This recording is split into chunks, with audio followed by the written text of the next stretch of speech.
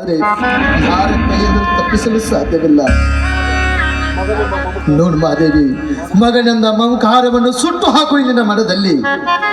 ಮನೆತನದ ಮಹಾನಾಮರಿಯಾದ ಸಲುವಾಗಿ ಈ ನಿನ್ನ ಮಗನ ಪ್ರಾಣವನ್ನು ಕೊಡುವುದು ಅನಿವಾರ್ಯವಾಗಿದೆ ಮಹಾದೇವಿ, ಅನಿವಾರ್ಯವಾಗಿದೆ. ನಾನು ನನ್ನ ಮಗನ ಪ್ರಾಣ ಹೋಗತ್ತೆ ಅಂತ ದುಃಖ ಪಡುತ್ತಿಲ್ಲ ರೀ.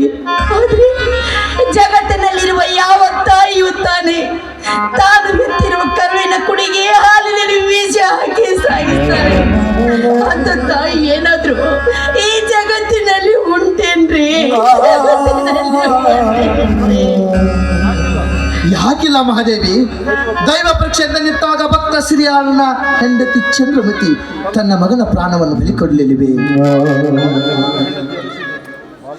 ಬಾಲಚಂದ್ರನ ಹೆಂಡತಿ ಅನುಸೂಯ ಗಂಡನ ಮಾತಿಗೆ ತಲೆ ಬಗ್ಗಿಸಿ ತನ್ನ ಮಗನ ಪ್ರಾಣವನ್ನು ಬಲಿಕೊಡಲಿವೆ. ನೋಡು, ನಮ್ಮ ಮನೆತನದ ಮಾನ ಮರ್ಯಾದೆ ಉಳಿಬೇಕಾದ್ರೆ ಯಾಳಗಿ ಕವಿಗಳು ಹೇಳಿರುವಂತೆ ಪ್ರಾಣ ಹೋದ್ರೂ ಮಾನ ಬೇಕೆಂಬ ಮಾತನ್ನು ಮರಿಬಾರ್ದು ನಾವು. ನೋಡು ಮಹಾದೇವಿ, ಹೆಚ್ಚಿಗೆ ಮಾತನಾಡುವ ಅಭ್ಯಾಸ ನನಗಿಲ್ಲ. ಇವತ್ತು ಒಂದೇ ನಿರ್ಧಾರ. ಮಹಾದೇವಿ, ನಿನಗೆ ಮಗ ಬೇಕು, ಮಗಲೇ ಬೇಕು. ಹೇಳು ಮಹಾದೇವಿ, ನಿನಗೆ ಯಾವುದು ಬೇಕು ಹೇಳು. ಏನ್ರಿ ಕೇಳ್ತಾ ಇದ್ರೆ ನೀವು? ಮಗ ಮತ್ತು ನನ್ನ ಮಾಂಗಲ್ಯ ನನ್ನ ಎರಡು ಕಣ್ಣುಗಳಿಂದ ಹಾಗೆ ಎರಡು ಕಣ್ಣುಗಳಲ್ಲಿ ನಿನಗೆ ಯಾವುದು ಬೇಕು ಅಂತ ಕೇಳಿದ್ರೆ ಯಾವುದನ್ನು ಬೇಕು ಅಂತ ಹೇಳಿ, ಯಾವುದನ್ನು ಬೇಡ ಅಂತ ಹೇಳಿ.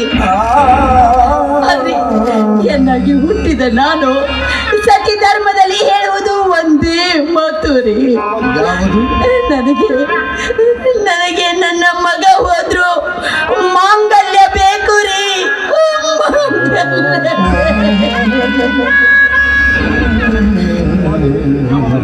ಮೆಚ್ಚಿದೆ ಮಹಾದೇವಿ, ಮೆಚ್ಚಿದೆ. ನೀನು ನಿಜವಾದ ಮಾತನ್ನು ಹೇಳಿದೆ. ಹೆಣ್ಣಿನ ಸ್ಥಾನದಲ್ಲಿ ನಿಂತು ನೋಡು ಮಹಾದೇವಿ. ಮನೆತನದ ಮಾನ ಮರ್ಯಾದೆ ಉಳಿಸಬೇಕಾದ್ರೆ ಇದು ಅನಿವಾರ್ಯ. ನೋಡು ಮಹಾದೇವಿ, ಈಗ ಮಹಾಂತೇಶ ಬರುವಂತ ಸಮಯ. ಹೆತ್ತ ತಾಯಿಯ ಕೈಯಿಂದ ಬಲು ಹಂಬಲಿಂದ ಹಾಲು ಕುಡಿಬೇಕಂತ ಓಡಾಡ್ತಾ ಬರ್ತಾರೆ ಮಹಾದೇವಿ.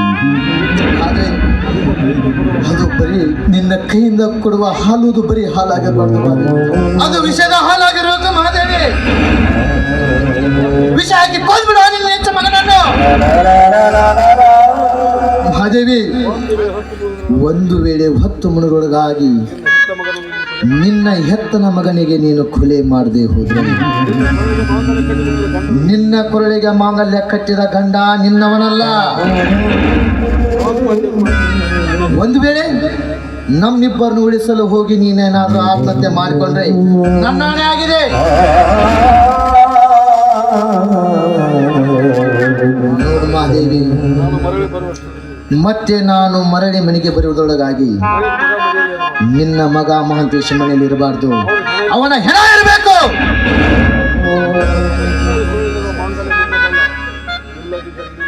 ಮಹಾದೇವಿ, ನಿರ್ಧಾರ ನಿನ್ನದು.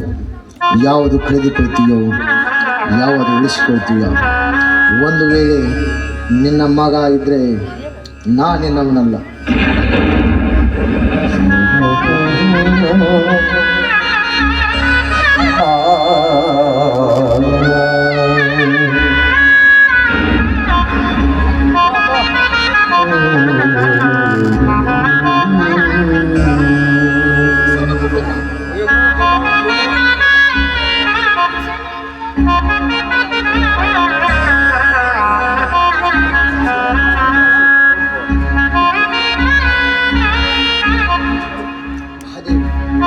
ಮಹಾದೇವಿ, ತೆಗೆದುಕೋ ಇದನ್ನು.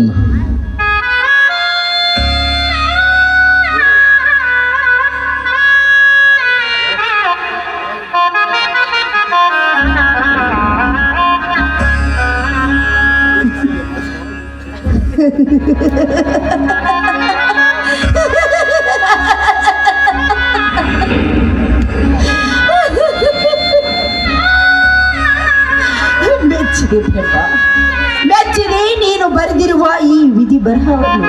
ಅದಕ್ಕೆ ಬಂದವರು ಒಂದು ಮಾತು ಹೇಳ್ತಾರೆ, ಬ್ರಹ್ಮ ನಮ್ಮ ಬರೆದಿರುವ ಬರಹವನ್ನು ತಪ್ಪಿಸುವುದಕ್ಕೆ ಯಾರಿಂದಲೂ ಸಾಧ್ಯವಿಲ್ಲ. ದೇವ್ರೇ, ಮಗನೆಂಬ ಹಸಿ ಮಾಂಸದ ಮುದ್ದೆಯನ್ನು ನನ್ನ ಉಡಿಯಲ್ಲಿ ಹಾಕಿದೆ. ರಣಹದ್ದುಗಳ ಕಣ್ಣಿಗೆ ಬೀಳಬಾರ್ದು ಅಂತ ಕಾವಲಿಗಾಗಿ ನನ್ನನ್ನೇ ಇಟ್ಟೆ. ಈಗ ಅದೇ ಹಸಿ ಮಾಂಸದ ಮುದ್ದೆಯನ್ನು ತಿನ್ನುವುದಕ್ಕೆ ಹುಲಿಯನ್ನಾಗಿ ನನ್ನನ್ನೇ ಯಾಕೆ ಭೂಮಿ ಮೇಲೆ ಬದುಕಬಾರ್ದು ಎಂಬ ಆಸೆ ನಿನ್ನಲ್ಲಿದ್ರೆ ನನ್ನನ್ನು ಯಾಕಪ್ಪ ಈ ಭೂಮಿಗೆ ಜಾರಿಸಿದೆ? ಯಾಕೆ ಭೂಮಿಗೆ ಜಾರಿಸಿದೆ? ಹಾಗಾದ್ರೆ ನಾನೀಗ ಏನ್ ಮಾಡ್ಲಿ?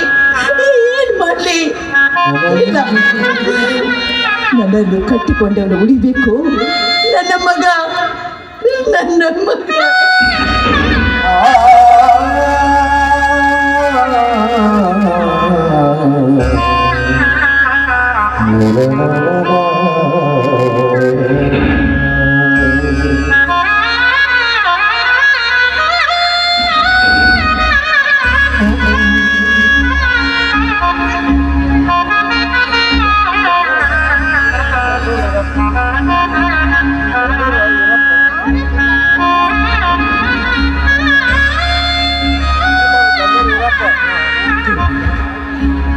ಗಂಡಿನ ಹಾಕಿದಂತೆ ಇವತ್ತು ಹಾಲಿನಲ್ಲಿ ವಿಷ ಹಾಕಿದ್ದೇನೆ.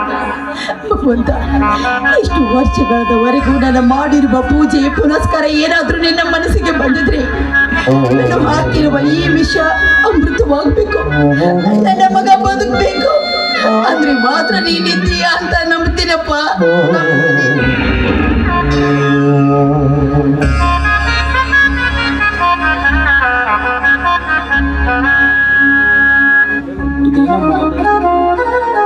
ಮಗು ಬರುವ ಸಮಯದಲ್ಲಿ ಬಾಗಿಲಲ್ಲಿ ಹಾಲು ಹಿಡಿದುಕೊಂಡು ನಿಂತಿದ್ದೀಯಲ್ಲ, ಎಷ್ಟಮ್ಮ ಈ ನಿನ್ನ ಪ್ರೀತಿ ಮಗನ ಮೇಲೆ.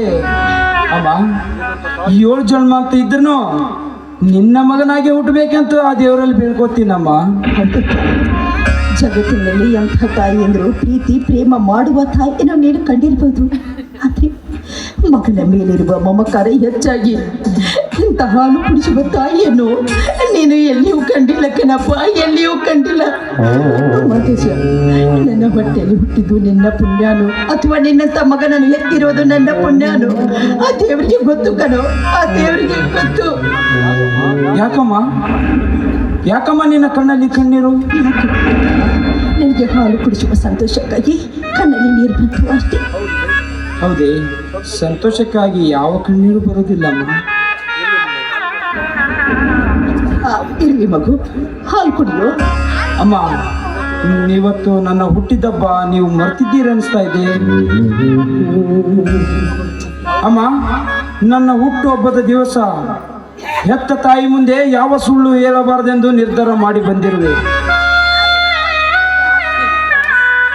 ಅಮ್ಮ, ತುಂಬಾ ದಿನದಿಂದ ಮಾತು ನನ್ನ ಮನದಲ್ಲಿ ನೋವಾಗಿ ನಿಂತಿದೆ ಅಮ್ಮ. ಅದ್ಯಾವ ಮಾತು ನಿನ್ನ ಮನದಲ್ಲಿ ಕಾಡುತ್ತಿರುವುದು? ಇಲ್ಲಮ್ಮ, ಇವತ್ತು ನನ್ನ ಹುಟ್ಟಿದಬ್ಬ. ನಾ ಮಾಡಿದ ತಪ್ಪನ್ನು ಯಾರು ಮೆಚ್ಚುವುದಿಲ್ಲ, ನಿನ್ನ ಮುಂದೆ ಹೇಳುವುದಕ್ಕೆಂದು ಈ ನಿರ್ಧಾರ ಮಾಡಿ ಬಂದಿರುವೆ ಅಮ್ಮ. ಏಕೆಂದರೆ ಜಗತ್ತಿನಲ್ಲಿ ಯಾವ ಮಕ್ಕಳು ತನ್ನ ತಾಯಿಯ ಮುಂದೆ ಎಂದೂ ಸುಳ್ಳು ಹೇಳೋದಿಲ್ಲಮ್ಮ. ಹಾಗೆ ತಾಯಿ ಕ್ಷಮಿಸುವಳೆಂದು ಯಾವುದೇ ಮಾತಿದ್ದರೂ ತನ್ನ ತಾಯಿ ಮುಂದೆ ಹೇಳ್ತಾನಮ್ಮ, ತನ್ನ ತಾಯಿ ಮುಂದೆ ಹೇಳ್ತಾನೆ. ಅದಕ್ಕಾಗಿ ಆ ಮಾತನ್ನು ನಿನ್ನ ಮುಂದೆ ಹೇಳಲು ಬಂದಿದ್ದೇನಮ್ಮ. ಅಮ್ಮ, ನನ್ನ ಜೀವನದಲ್ಲಿ ಎಂದೂ ಮಾಡಲಾರದಂಥ ತಪ್ಪು ನಾನೊಂದು ಮಾಡಿಬಿಟ್ಟಿದ್ದೇನಮ್ಮ. ಆ ತಪ್ಪನ್ನು ನಿನ್ನ ಮುಂದೆ ಹೇಳಲು ಬಂದಿರುವೆ ಅಮ್ಮ. ಆ ತಪ್ಪನ್ನು ನೀನು ಕ್ಷಮಿಸುವುದಾದರೆ ನಾನು ನಿನ್ನ ಮುಂದೆ ಹೇಳುವೆಮ್ಮ. ನೀನು ಮಾಡಿರುವ ತಪ್ಪು ಯಾವುದಾದ್ರೂ ಅಂತ ಹೇಳು ನನಗೆ. ಅಮ್ಮ, ಈ ಮಾನವಂತರ ಮಗನಾಗಿ ಪುಣ್ಯವಂತರ ಹೆತ್ತ ತಂದೆಯ ಕೀರ್ತಿಯನ್ನು ನೆಲಕ್ಕಾಕುವಂತ ಕೆಲಸ ಮಾಡಿದ್ದೇನಮ್ಮ ಈ ಮಾಂತೇಶ. ಅಮ್ಮ, ಒಂದು ಹೆಣ್ಣಿನ ಮಾನಭಂಗ ಮಾಡಿಕೊಂಡು ಆ ಮಾಡಿದ ತಪ್ಪಿಗೆ ನಾನು ಪ್ರಾಯಶ್ಚಾಪ ಪಟ್ಟಿದ್ದೇನಮ್ಮ. ಅಮ್ಮ, ನಮ್ಮ ಮನೆಯಲ್ಲಿ ರುದ್ರ ಇಲ್ಲ, ಅವಳ ಮಗಳು ಅಂಬಿಕಾ ನಾನು ಒಂದೇ ಕಾಲೇಜಿನಲ್ಲಿ ಓದ್ತಾ ಇದ್ವಿ ನಿಜ. ಆದ್ರೆ ಅವಳ ಪ್ರೀತಿ ನನಗೆ ಬೇಕಾಗಿತ್ತು, ಅವಳು ಒಪ್ಲಿಲ್ಲ. ಅದಕ್ಕಾಗಿ ಅವಳನ್ನು ಶೀಲಾರಣ ಮಾಡಿಬಿಟ್ಟೆ ನಮ್ಮ ಅಮ್ಮ. ಶೀಲಕ್ಕೆ ಹೆದರಿ ಅವಳು ಆತ್ಮಹತ್ಯೆ ಮಾಡಿಕೊಂಡಳಮ್ಮ, ಆತ್ಮಹತ್ಯೆ ಮಾಡಿಕೊಂಡಳು ಅಮ್ಮ. ಆ ತಪ್ಪಿಗೆ ಕಾರಣ ಅಂತೂ ಯಾರಿಗೂ ಗೊತ್ತಿಲ್ಲಮ್ಮ. ಆ ತಪ್ಪು ನಾನೇ ಮಾಡಿದ್ದೇನೆಂದು ಯಾರಿಗೂ ಗೊತ್ತಿಲ್ಲ ಅಮ್ಮ. ಇವತ್ತು ನಿನ್ನ ಮುಂದೆ ನನ್ನ ಸತ್ಯ ಬಿಚ್ಚಿಡ್ತಾ ಇದ್ದೇನಮ್ಮ. ದಯವಿಟ್ಟು ನನ್ನನ್ನು ಕ್ಷಮಿಸಿಬಿಡು.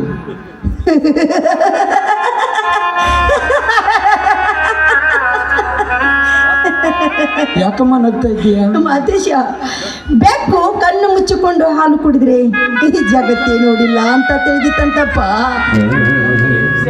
ಅಂದ್ರೆ ಈ ವಿಷಯ ನಿನಗೆ ಮೊದಲೇ ಗೊತ್ತಿತ್ತು? ಇಲ್ಲಪ್ಪ, ಈಗ ತಾನೇ ನೀನು ಹೇಳ್ತಾ ಇದೆಯಲ್ಲ, ಈಗ ಗೊತ್ತಾಯ್ತು ಅಷ್ಟೇ. ಹೌದಮ್ಮ, ನಿನ್ನ ಪಾದ ಮುಟ್ಟಿ ಹೇಳುವೆ, ಇಂಥ ತಪ್ಪು ನಾನು ಎಂದೂ ನನ್ನ ಜೀವನದಲ್ಲಿ ಮುಂದೆ ಮಾಡುವುದಿಲ್ಲಮ್ಮ, ಮಾಡೋದಿಲ್ಲ.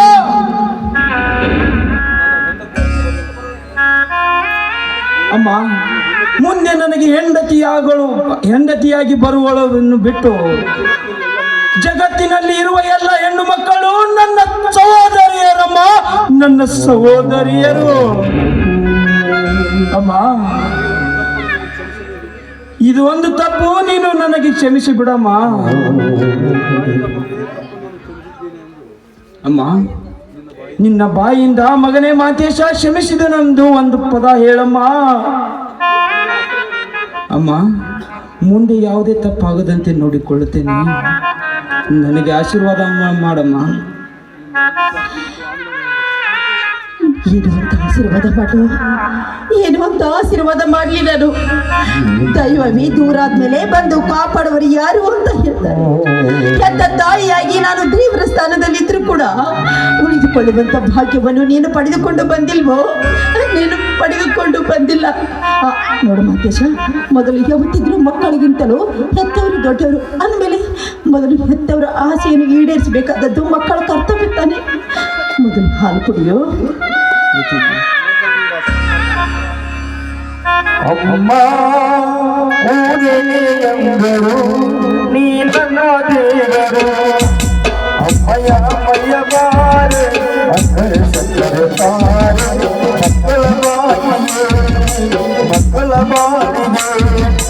ಅಮ್ಮಯ ಮಯ್ಯ ಬಾರೆ ಅಕ್ಕರೆ ಸಕ್ಕರೆ ತಾರೆ, ಮಕ್ಕಳ ಬಾರಿಗೆ ಮಕ್ಕಳ ಬಾರಿಗೆ ನೋಡುದು ನಲಿಯುವುದು ತಾಯಿ ದೇವರು, ನೋಡುದು ನಲಿಯುವುದು ತಾಯಿ ದೇವರು, ಅಮ್ಮಯ ಅಮ್ಮಯ ಬಾರೆ ಅಕ್ಕರೆ ಸಕ್ಕರೆ ತಾರೆ.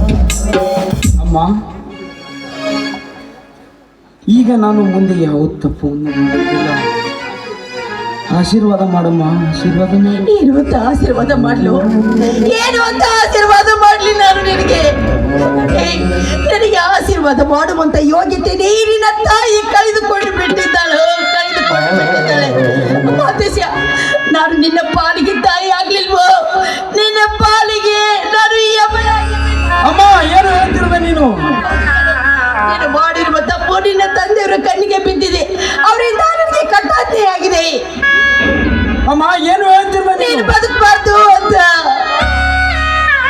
ಅಮ್ಮ, ಹೌದು ಕಣೋ, ಹೌದು ಮಾತೇಶ, ನೀನು ಈಗ ಕುಡ್ದಿದೆಯಲ್ಲ, ಆ ಹಾಲಿನಲ್ಲಿ ವಿಷ ಹಾಕಿದ್ದೇನೋ.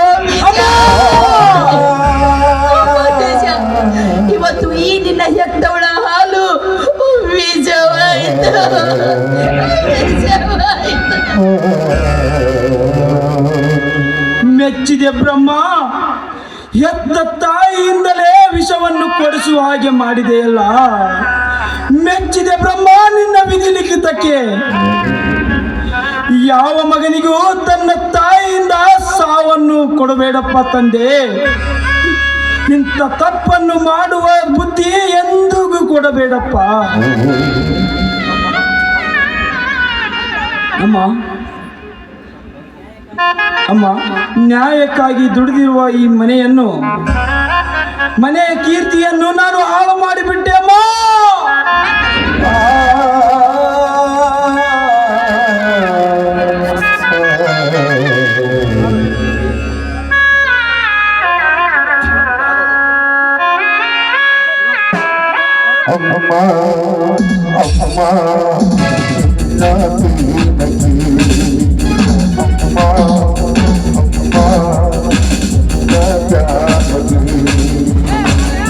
ಸರಿ ಯಾರು ಇಲ್ಲ ನಿನಗೆಂದರಿಲ್ಲ, ಸರಿ ಯಾರು ಇಲ್ಲ ನಿನಗೆಂದರಿಲ್ಲ.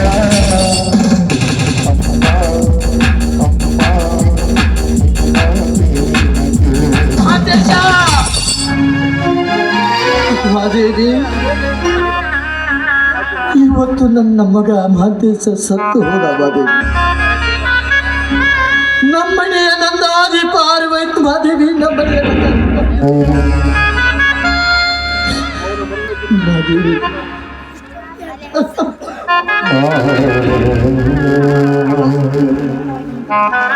ಮಾದೇವಿ, ನಾನು ಇಷ್ಟೊಂದು ಮಾತಾಡ್ತೀನಿ, ಮಾತಾಡಿದ್ದೀನಲ್ಲ, ಯಾಕೆ ಮಾದೇವಿ? ಬಾ ಮಾದೇವಿ, ಮಾತಾಡಿ. ಈಗ ಬಂದ್ರ ನೋಡ್ರಿ, ನನ್ನ ಮಗ ಸತ್ತು ಬಿದ್ದಿದ್ದಾನ್ರಿ, ನನ್ನ ಮಗ ಸತ್ತು ಬಿದ್ದಿದ್ದಾನೆ. ಈಗಲಾದ್ರೂ ನಿಮ್ಮ ಮನಸ್ಸಿಗೆ ಸಮಾಧಾನವಾಯ್ತೇನ್ರಿ?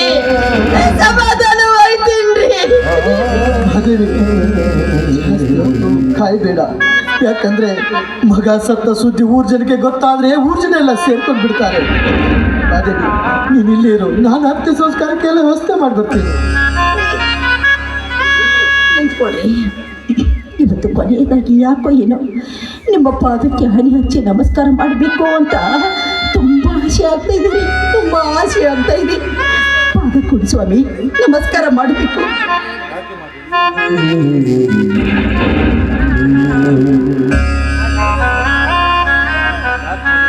ಯಾಕೆ ಮಾದೇವಿ, ಏನೇನೋ ಮಾತಾಡ್ತಾ ಇದೆಯಾ? ಯಾಕೆ ಇನ್ನು ಮುಂದೆ ಇನ್ನು ಮುಂದೆ ನನ್ನೊಂದಿಗೆ ಜೀವನ ಸಾಗಿಸಲು ನಿನಗೆ ಇಷ್ಟ ಇಲ್ವೇನೆ ಮಾದೇವಿ? ದಯವಿಟ್ಟು ಅಂತ ಮಾತಾಡಬೇಡ್ರಿ. ನಿಮ್ಮಂಥ ನೀತಿವಂತ ನ್ಯಾಯವಂತ ನನ್ನ ಗಂಡನಾಗಿ ಸಿಕ್ಕತ್ತು ನನ್ನ 7 ಜನ್ಮದ ಪುಣ್ಯ ರೀ, ನನ್ನ 7 ಜನ್ಮದ ಪುಣ್ಯ ರೀ. ಮನೆತನದ ಮಾನ ಮರ್ಯಾದೆ ಗೌರವಕ್ಕೋಸ್ಕರವಾಗಿ ಹೆತ್ತ ಮಗನ ಪ್ರಾಣವನ್ನೇ ಬಲಿ ಕೊಡುವುದಕ್ಕೂ ಹಿಂಜರಿದಂಥ ಗಂಡಿದೆಯ ವೀರರೇ ನೀವು, ಗಂಡಿದೆಯ ವೀರ ರೀ. ನೀವೇನೋ ಹಾಲಿನಲ್ಲಿ ವಿಷ ಹಾಕಿ ಮಗುವನ್ನು ಸಾಯಿಸ್ಬಿಡು ಅಂತ ಹೇಳಿದ್ರಿ, ನಾನು ಕೂಡ ಹಾಗೆ ಮಾಡಿದೆ ರೀ, ಹಾಗೆ ಮಾಡಿದೆ. ಆದ್ರೆ ಎತ್ತ ಕರುಳಿನ ಕುಡಿಗೆ ಹಾಲಿನಲ್ಲಿ ವಿಷ ಹಾಕ್ಬೇಕಾದ್ರೆ ಈ ನನ್ನ ಕರುಳು ಎಷ್ಟೊಂದು ಕಠೋರವಾಗಿರ್ಬೇಕು ರೀ, ಎಷ್ಟೊಂದು ಕಠೋರವಾಗಿರ್ಬೇಕು. ಅದಕ್ಕೋಸ್ಕರವಾಗಿ ನನ್ನ ಮಗನಿಗೆ ಕುಡಿಸುವ ಹಾಲನ್ನ ಅದರ ಅರ್ಧ ಮುಂಚೆ ನಾನು ಕುಡಿದಿದ್ದೀನಿ, ಅಮ್ಮ ರೀ.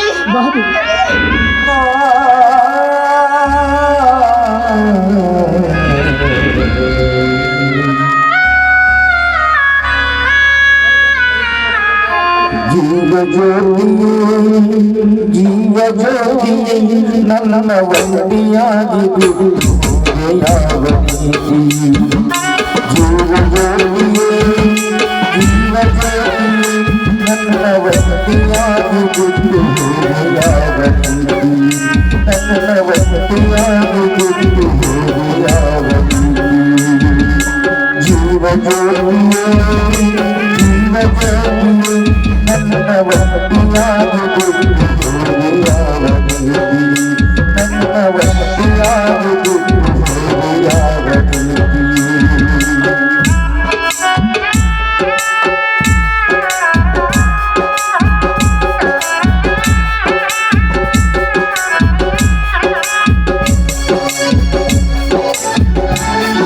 ರುದ್ರ, ಬಾ. ನಿತ್ಯ ಅಮ್ಮವ್ರ ಅಂತ ಓಡಿ ಬರ್ತಾ ಇದೆಯಲ್ಲ, ನೋಡು, ಮಾತಾಡ್ಸೋ, ನೀನು ಅಮ್ಮವ್ರನ್ನ ಮಾತಾಡ್ಸೋ. ಅಮರ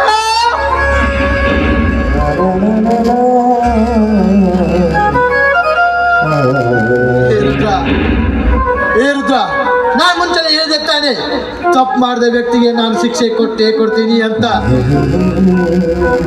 ಮಾದೇಶ ತಪ್ಪು ಮಾಡಿದ ಅವ್ನು ಸತ್ತು ಹೋಗ್ಬಿಟ್ಟ. ಆದ್ರೆ ತಪ್ಪು ಮಾಡಿದ ವ್ಯಕ್ತಿಗೆ ಶಿಕ್ಷೆ ಕೂಡ ಬರೋದಲ್ಲಿ ನಾನೊಂದು ತಪ್ಪು ಮಾಡಿಬಿಟ್ಟೆ ರುದ್ರ. ನಾನು ತಪ್ಪು ಮಾಡಿಬಿಟ್ಟೆ. ಹೌದು ರುದ್ರ, ತಪ್ಪು ಮಾಡಿದ ಪಾಪಿ ಮಗನಿಗೆ ವಿಷ ಹಾಕುವಂತ ಎತ್ತ ಕರಡಿಗೆ ವಹಿಸಿ ತಪ್ಪು ಮಾಡಿಬಿಟ್ಟೆ ರುದ್ರ. ಆದ್ರೆ ಆ ಕಲ್ಲು ಮಗನಿಗೆ ಹಾಕುವ ಅರ್ಥ ವಿಷಯದಷ್ಟು ತಾಯಿ ಕುಡಿದು ಬಿಟ್ಟಿದ್ದಾರೆ ರುದ್ರ. ನನ್ನ ಮಾತು ರುದ್ರ, ಅವನು ತಪ್ಪು ಮಾಡಿದ ಅವನು ಸತ್ತು ಹೋಗ್ಬಿಟ್ಟ.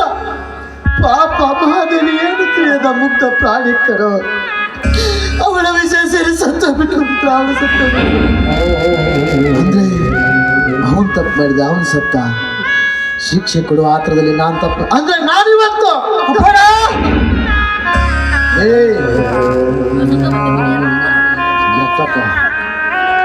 ನ್ಯಾಯ ನೀತಿ ಧರ್ಮ ಅಂದ್ರೆ ಈ ಬೆಟ್ಟಪ್ಪನ ಮನೆತನ. ನ್ಯಾಯ ನೀತಿ ಧರ್ಮವನ್ನು ಪಾಲಿಸಿಕೊಂಡು ಹೋಗುವಂತ ಶಕ್ತಿ ನಿನಗೆ ಇದೆ ಅಂತ ನಾನು ಭಾವಿಸ್ತೀನಿ ರುದ್ರ. ಇನ್ನು ಮುಂದೆ ಈ ಮನೆತನಕ್ಕೆ ನ್ಯಾಯ ನೀತಿ ಧರ್ಮಕ್ಕೆ ನೀನು ಅಧಿಪತಿ ಆಗಬೇಕು ರುದ್ರ. ಈ ಬೆಟ್ಟಪ್ಪ ದನಿ ಹತ್ರ ನ್ಯಾಯ ಎಂದು ತೆರವಾಗಿ ಬಂದವರಿಗೆ ಇದುವರೆಗೆ ಅನ್ಯಾಯ ಆಗಿಲ್ಲ, ಮುಂದೆ ಆಗಲೂಬಾರ್ದು. ಹೀಗೆ ಲಾಲಿಸಿಕೊಂಡು ಪಾಲಿಸಿಕೊಂಡು ಹೋಗುವಂತ ಜವಾಬ್ದಾರಿ ಮೇಲೆ ನಿನ್ನದು ರುದ್ರ. ಇವತ್ತು ಈ ನಿನ್ನ ಬೆಟ್ಟಪ್ಪ ದನಿಯು ಕೂಡ ಮಾಡಿದ್ರೆ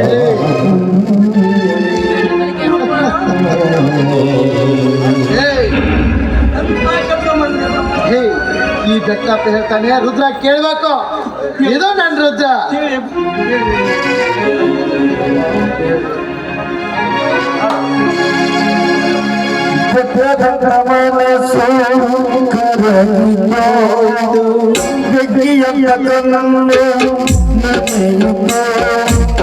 ಕಲ್ಲಿನಂತ ದೇಹ ಕುಂಗಿದೋ ಕಪರಕ್ಷವನಾಗಿ ಹೋಗಿದೋ ಕತ್ತರಿ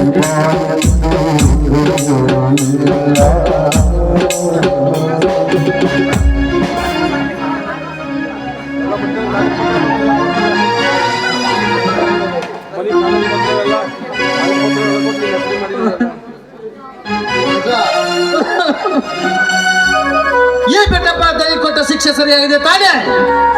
ಸರಿಯಾಗಲೇಬೇಕು. ಹುಟ್ಟುವ ಸೂರ್ಯ ದಿಕ್ಕನ್ನು ಬದಲಿಸಬಹುದು, ತಿರುಗುವ ಭೂಮಿ ತನ್ನ ಚಲನೆಯನ್ನು ನಿಲ್ಲಿಸಬಹುದು. ಆದ್ರೆ ಈ ಬೆಟ್ಟಪ್ಪ ಕೊಟ್ಟ ಮಾತು ಎಂದು ತಪ್ಪಿಲ್ಲ. ಇದು ಈ ಬೆಟ್ಟಪ್ಪ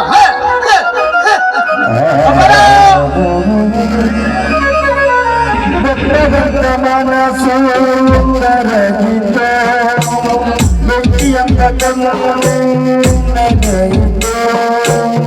ಕಲ್ಲಿನಂತ ದೇಹ ಕುಗ್ಗಿತೋ ಕಪರಕ್ಷವನಾಗಿ ಹೋಯಿತೋ ಕತ್ತಲಿ ಬಾಯಲು ಕುರುಹುಲ್ಲ ಕತ್ತಲಿ ಬಾಯಲು ಕುರುಹುಲ್ಲ